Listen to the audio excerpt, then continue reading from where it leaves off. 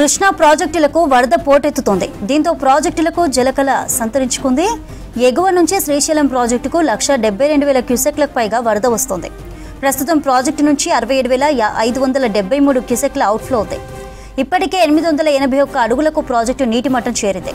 Project గరిష్ట నీటి మట్టం 885 అడుగులు. ప్రస్తుతం 881.60 అడుగులకు నీటి మట్టం ఉంది.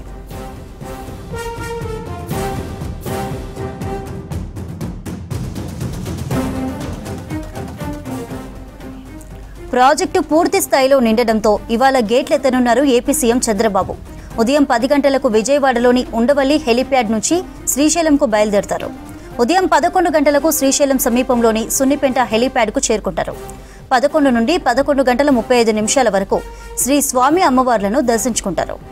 11 గంటల 50 నిమిషాల నుండి 12 గంటల 10 నిమిషాల వరకు శ్రీశైలం జలాశయం వద్ద నిర్వహించే జలహారతిలో పాల్గొంటారు. ఆ తర్వాత రేడియల్ క్రస్ట్ గేట్లెత్తి దిగువకు నీటిని విడుదల చేయనున్నారు సీఎం.